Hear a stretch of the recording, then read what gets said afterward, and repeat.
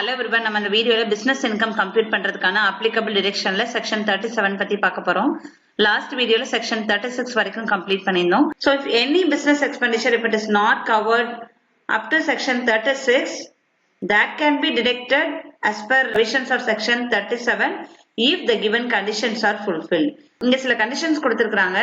So any business expense if it fulfills the given condition that can be deducted as per section 37. So ஏதாவது expense வந்து business எக்ஸ்பெண்டிச்சரா இருக்கு அது இங்க கொடுத்திருக்கிற கண்டிஷனை ஃபுல்ஃபில் பண்ணுது அப்படின்னா இந்த செக்ஷன் 37 படி டிடெக்ட் பண்ணிக்கலாம். கண்டிஷன்ஸ் என்ன அப்படின்னா the expenditure should not be already covered under section 30 to 36. Section 30 to 36 வரைக்கும் உள்ள ப்ரொவிஷன்ஸ்ல கவர் ஆகாத எக்ஸ்பெண்டிச்சரா இருக்கணும். Then the expenditure should have been incurred in relevant accounting year. So current previous yearல incur பண்ண எக்ஸ்பெண்டிச்சரா இருக்கணும். Then the expenditure should be incurred after the business is set up. So expenditure incur பண்ணிருக்கிறது business expenditure இருக்கணும். அந்த business expenditure-மே அந்த business set up பண்ணதுக்கு அப்புறம் business start பண்ணதுக்கு அப்புறம் incur பண்ண expense இருக்கணும். Then the expenditure should not be a capital expenditure. Capital expenditure இருக்க கூடாது. Then it should not be a personal expenditure. Personal expenditure இருக்க கூடாது. Then it should be incidental to the business. Business-காக incur பண்ண expense இருக்கணும். இந்த conditions-லாம் fulfill ஆகுது அப்படின்னா அந்த expenditure-ஐ section 37ல டிடெக்ட் பண்ணிக்கலாம். Conditions பார்த்தோம் இல்லையா அந்த conditions-லாம் fulfill பண்ற சில expenses இங்க கொடுத்திருக்காங்க. So இங்க கொடுத்திருக்கிற expenses-லாம் section 37 படி டிடெக்ட் பண்ணிக்கலாம். Expenditure incurred in relation to purchasing of raw material, manufacture and sale of goods. So the expense அப்படிங்கிறது raw material purchase பண்ணதா இருக்கலாம் or expense may be related to manufacture or it may be related to sale of goods. Then expenditure should be in the nature of advertisement to push up sales. Sales increase பண்றதுக்காக advertisement பண்ணுவாங்க இல்லையா so அந்த advertisementக்காக incur பண்ண expense இருக்கலாம் or the expenditure may be sales tax and expenses incurred in relation to sales tax appeal. Then day-to-day expenses to carry on business. So business காக routine incur பண்ற day-to-day expense இருக்கலாம். Then it may be subscription to be paid compulsorily and to protect the business interest. Business related ஏதாவது subscription pay பண்றாங்க அப்படின்னா so அதை இங்க detect பண்ணிக்கலாம். Then reasonable expenses incurred on Diwali or Puja or other festivals etc. So festival timeல incur பண்ற expenses is also deductible under this section. Then royalty paid in connection with the use of trademark, patent, copyrights etc. வேற ஒரு பர்சனோட or வேற ஒரு அசோசியோட trademark patent copyright use பண்றோம் அப்படின்னா உங்களுக்கு நம்ம royalty பே பண்ணணும் சோ அந்த மாதிரி பே பண்ற ராயல்ட்டியும் இந்த செக்ஷனுக்குள்ள allowable deduction commission pay to procure order so நம்ம சேல்ஸ் ஆர்டர்க்காக கமிஷன் ஏதாவது பே பண்ணிருக்கோம் அப்படின்னா that can also be deducted under this section. Then compensation paid to an agent in connection with the termination or modification in terms and conditions of his agency. So ஒரு அசோசி business பண்ணிட்டு இருக்காரு அவர் வந்து இன்னொருத்தங்களுக்கு அவரோட business வந்து ஒரு agency கொடுத்திருக்காரு அந்த ஏஜென்சிய டெர்மினேட் பண்றாங்க ஆர் அதோட டேர்ம்ஸ் அண்ட் கண்டிஷன்ஸ் மாடிஃபை பண்றாங்க அப்படின்னா அந்த டைம்ல அந்த ஏஜென்ட்டுக்கு assessee should pay compensation so அந்த மாதிரி பே பண்ற காம்பன்சேஷனும் இந்த செக்ஷனுக்குள்ள allowable deduction. Then telephone expenses so it may be installation expenses of new telephone and payment made under own your telephone scheme. Then expenses incurred to oppose the threatened nationalization of the business. Then legal expenses incurred to claim damages or compensation in case of non-fulfillment of a contract. So contract நம்ம கரெக்டா fulfill பண்ண முடியல அந்த டைம்ல ஏதாவது legal expense incur பண்ண வேண்டியிருக்கு அப்படின்னா so that can also be deducted under this section. Then pension, gratuity and any other voluntary payment. எம்ப்ளாயிக்கு எம்ப்ளாயர் இந்த மாதிரி பேமெண்ட் எல்லாம் பண்ண வேண்டியிருக்கும் like pension gratuity or any other voluntary payment அந்த மாதிரி பே பண்ற எக்ஸ்பென்ஸும் இந்த செக்ஷனுக்குள்ள deductible.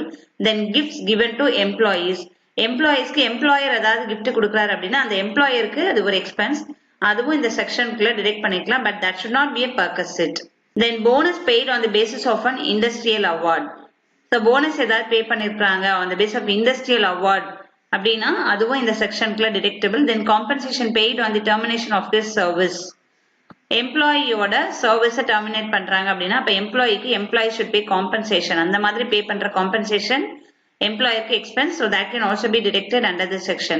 Then insurance premium paid to get insurance of employees against injury, accident while working, and also any compensation paid to employees due to such injury or accident. So employee work பண்ற டைம்ல அவங்களுக்கு ஏதாவது injury ஆகுது, accident ஆகுது அப்படின்னா அதை meet பண்றதுக்காக employer insurance policy எடுக்கலாம். மாதிரி எடுத்திருக்கிற இன்சூரன்ஸ் பாலிசிக்கு employer will pay insurance premium.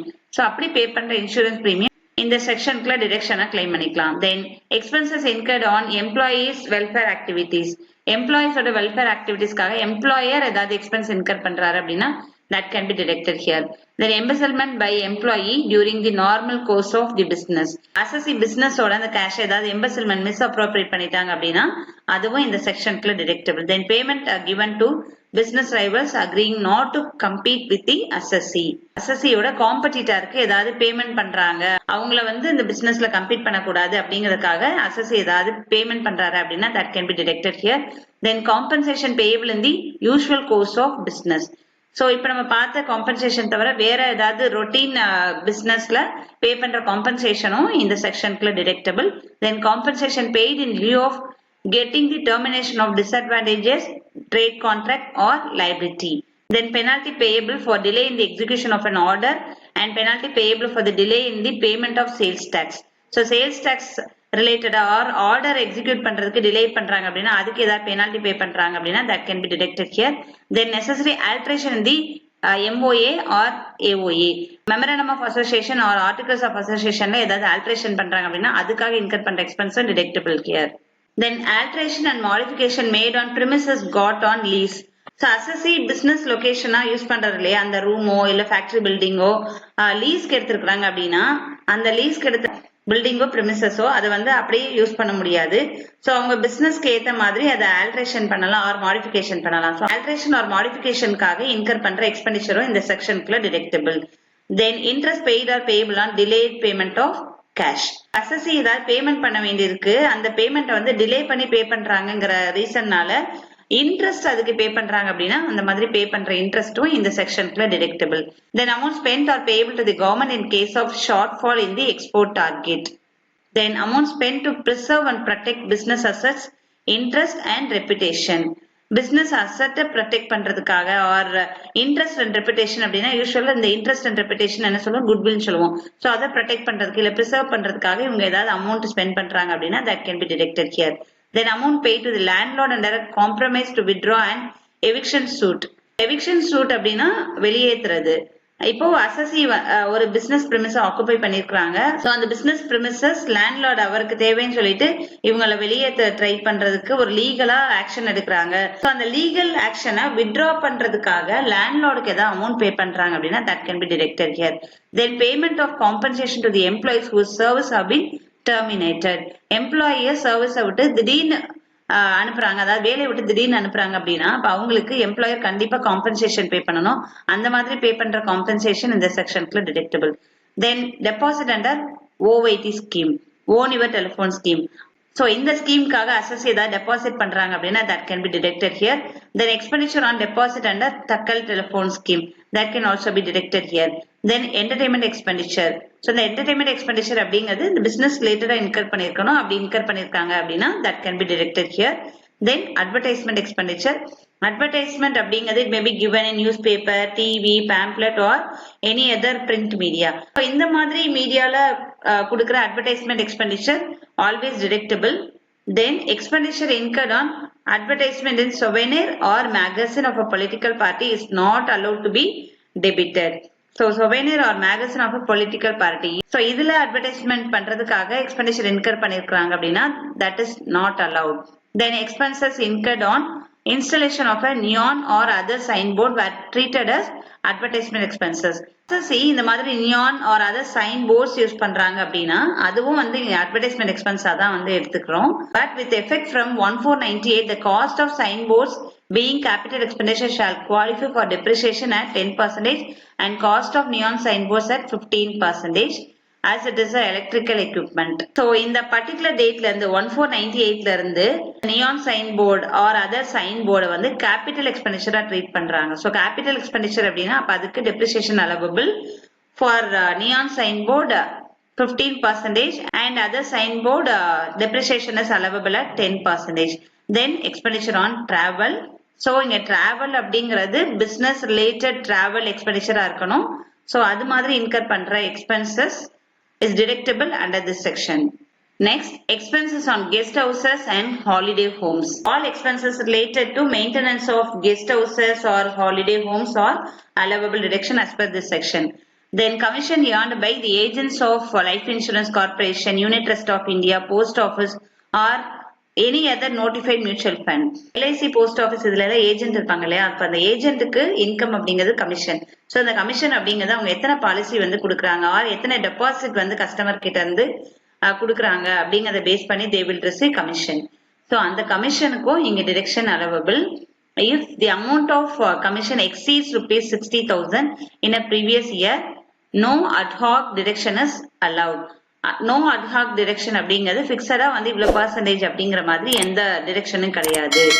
If the amount exceeds 60,000, the agent can claim expenses as per provisions of section 30 to 43B of the Act.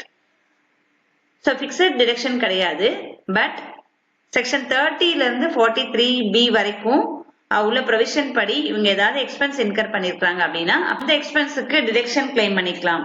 But if the amount of commission does not exceed rupees 60,000 in a previous year, கமிஷனோட amount 60,000 விட கம்மியான அமௌண்டா இருக்கு அப்படின்னா then deduction is available here. For agents of UTI, Post Office and Mutual Fund, ad hoc deduction of 50% of such commission is allowed. இப்ப அதுவே LIC ஏஜென்டா இருக்காங்க அப்படின்னா அவங்களுக்கு first year commission renewal commission அப்படின்னு செப்பரேட் அமௌண்ட் அவைலபிளா அப்படின்னு பார்க்கணும். Separate figures of first years commission and renewal commission are available and ad hoc deduction of 50% of first year's commission plus 15% of renewal commission subject to a maximum of rupees 20,000 is allowed. இப்ப அதுவே separate figures not available அப்படின்னா total amount இருக்கும் இல்லையா first years commission and renewal commission இந்த total அமௌண்ட்ல 33.1/3% deduction claim பண்ணிக்கலாம். But subject to maximum of rupees 20,000. Then legal expenses. Any legal expenses incurred which is related to business can be claimed as deduction here. Then expenses incurred on raising loans. So the expenses incurred in relation to raising of loans and issuing of debentures are allowable deduction. So in the section 37 குள்ள பார்த்த provisions உங்களுக்கு clear-ஆ புரியும்னு நினைக்கிறேன். So section 30 to 37 வரைக்கும் ஒரு செக்ஷனை பத்தி டீடைலா earlier வீடியோல நம்ம பார்த்திருக்கிறோம். நெக்ஸ்ட் வீடியோல disallowances பார்க்க போறோம். Thank you for listening.